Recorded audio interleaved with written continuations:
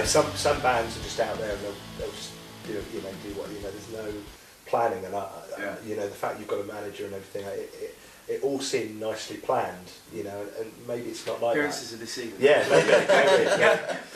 I think it's how it's worked out. There's no other way of putting it. No. There's the simple thing is, like, you know, I spent a good few years working very hard, knowing how to promote a band and bring things up, and the fact that we have someone now that takes care of that stuff for us, who's an absolute legend of a bloke. The hardest part. You know, he does the thing that he does the thing that essentially can split bands apart, because you have people in the band that will be like, well, I'm doing all this work, what are you doing? Or you're turning up to practice late, or turning up to thinking on time. Then he takes care of all that other stuff. So the politics are out the window, because he's looking after it.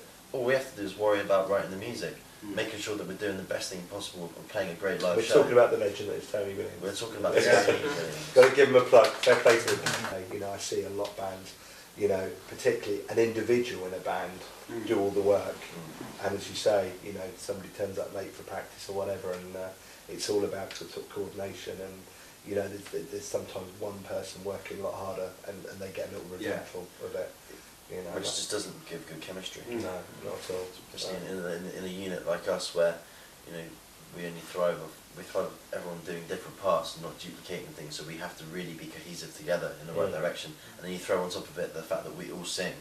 You know, we all want the harmonies to lock in. You have to be like a big group together, just going in the same direction. Yeah, it allows for everybody to make a point at practice. Oh, what about this, or what about that? And then you sort of don't mind other people saying things about the thing that you're doing, because everyone has a piece. I think it's helped our songwriting evolve a hell of a lot. It's not that thing where someone turns up to a practice with a full song and goes, you're doing that, you're doing that, you're doing that. No. It's literally turn up, it's like, okay, I've got this idea that we've run past each other every now and then, let's build on it from there. And this is the most fun I've ever had songwriting in my life is in this band. It's really, really good. But it's strange that when you can spend just over an hour working on a song, and it's a new song, and it's a great song as well, you sort of know that, okay, this thing is working pretty well. So now I understand that you had the chance meeting with the legend that is Liam Gallagher. Yeah, it was. We just decided to go for a beer. It's just really random, wasn't it? Obviously, it was a good decision that day. But tell us a little bit about that, because obviously that's sort of. Well, where do I start here? Well, I'll start. Go on then. I was in Paul Percussion, and I got a phone call from him. Yeah. And saying, "What are you doing tonight?" I was like, "Nothing much. But do you want to go for a beer?" It's like, "Yeah, all right, yeah, cool." So we went for a beer at the Tooting Glen, which we frequent quite regularly. As opposed to the Sound Circus. So then we went there, and funnily enough, we had a CD, didn't we? It's strange how it works. Just literally, we were there discussing it actually, weren't we? It's amazing.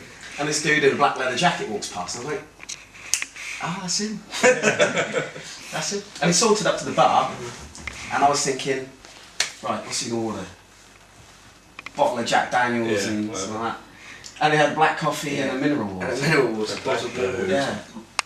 Rock and roll. Yeah. But I think the blood drained from our faces. I was going to say, when you meet, what do we do now? What do we do? And then we went out, he went outside, and we thought, we are here. Yeah. So we just went outside, and he went, "Oh my God, you're Liam Gallagher." Yeah. And that's how you didn't go, "Oh no, you're Austin from the Frequency." So it was like, "Oh, you guys." But no, it was good. We were there for about 25 minutes, just having a chat with him. And he said, "Oh, you got a CD?" And I went, "Yeah, funny." We just happened to have it. Just happened to have it. Yeah. And we got it out, and he's looked at it, and he's gone, "Can I have it?" And we were like, "Yeah." Yeah. Well, of course you can. Yeah. So he took it, and if you see the pictures on Facebook, you can see this signature in his jacket pocket. Cool. Yeah, it was brilliant. Yeah. And then when we went back in, all of BDI were all at the bar, so we saw them as well. And from that, obviously something came of that as well. He's got a really good coaster. He's got an extremely good coaster.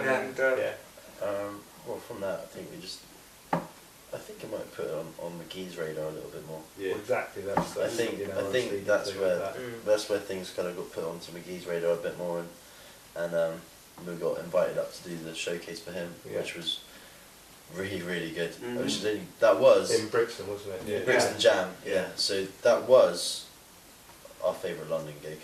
Yeah. Which Yeah. has now just been surpassed, I think.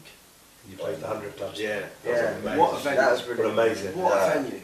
We had such a good gig as well. Absolutely. Everything just was on it. Yeah, We were all such on a it. good vibe. It's not- But I suppose, you know, it's one of those venues, it's like the old Marquee, you see the white people guys, you know what I mean? Mm. But It that was- was good for Yeah, you. those two gigs, I guess, I think the 100 Club beats it a little bit more because we're playing at such a prestigious venue. Yeah. But the gig at Brixton Jam, we brought a load of people up, a load of people, Yeah, coach- yeah, coaches yeah, and and take a coach up, and a load of people that were in town as well. we saw, Yeah. and we just had an absolute party, Yeah. and people just singing your songs back, having a really good time, having a dance, and it's what you want That every was the one with time. the Alabama 3, wasn't it? That was, Oh, yeah, yeah, yeah. Yeah. The gigs that we kind of like cotton on to and that we're kind of going for, like the 100 Club and places like that, are all kind of places that would have been in our top 10 places. Obviously Wembley being up there, I guess. Yeah, that's- Madison yeah. Square, Top but 20. you know, Top yeah, top 20. But the 100 Club and places like that are places, you know, like you said, like the Marquee as well. They're always places that I've always wanted to Yeah. just go and play at, Yeah. just for the sake of Yeah, going just and doing tick it. your box, so Yeah. you've done it, yeah. You know, I hear there's new songs on the horizon and, Yeah. you know, obviously moving on from high society, you've got an album planned or what, well, obviously that seems the next step, but... Yeah, I think we're going to look to go back into the studio early part of next year. Right. I think we're going to try and get an actual album done. Yeah. Do a few weekends. Yeah, You know. Because we only recorded High Society over 2 days. yeah. So if we can go and kind of generate that level of activity again and go in there fully prepared how we normally are, then I think January, February time we can get back over there. We've got lots of songs that we're thinking, well, okay, if we're doing like another EP, like another 3 or 4 track EP, which ones are we going to pick? Yeah, we would end up, one of us would die. Yeah. From a that drumstick discussion. in the face. Yeah, Yeah. because You know. So we're just going to say, you know, well, stuff it. Let's just record everything we've got today, and then it's like that catalogue. it helped that we gave High Society away for free as well. Predominantly. Yeah, it was on iTunes Yeah. and Yeah. stuff, but it has to be. Yeah, of course. But you know, we gave I think well over 500 copies of that CD. Yeah. You know, Yeah. well over it. It's gone out for free, and Yeah. it's done nothing but good things. Is it? No. This is a brand new song we've just written called Steal a Phrase.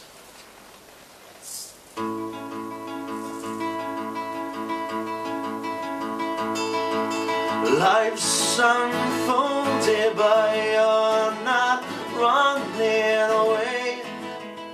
I hope you never change. When we move, the whole world knows it, like we're both tectonic, you know. I hope you let you fade away,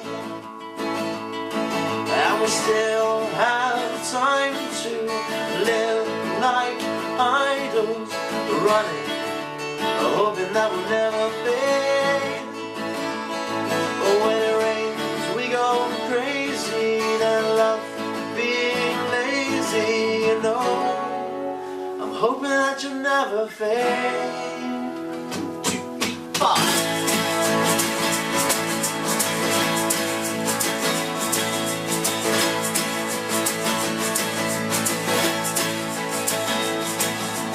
Love's unfolded, but you're not running away.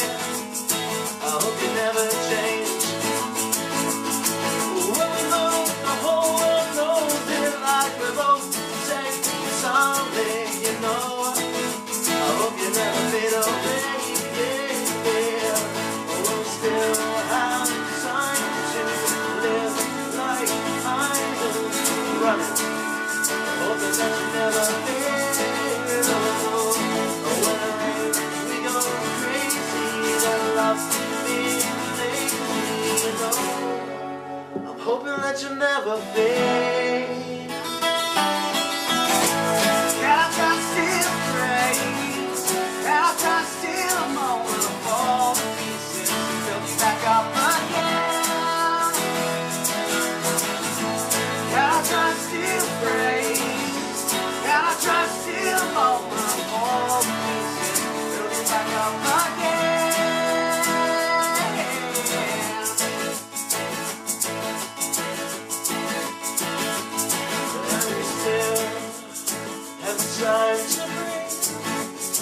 if the morning after, better for what you see. And we're still trying to be. But hold it for morning after, I'm better for what you see.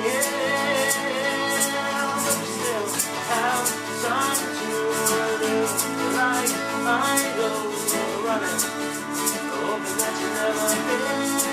No, no. And when it rains, we go crazy, but love feel lazy. No, I'm hoping that you'll never fade. Yeah, I try to steal a phrase. Yeah, I try to steal a moment of all pieces. Looking back up again. Yeah, I try to steal a phrase. Yeah, I try to steal a moment of all pieces. Looking back up again.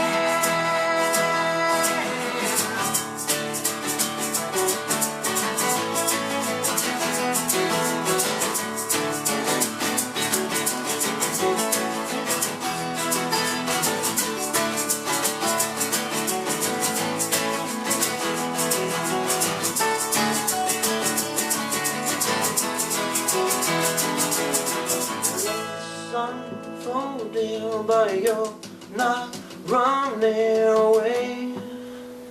I hope you never change. I try to steal the rain.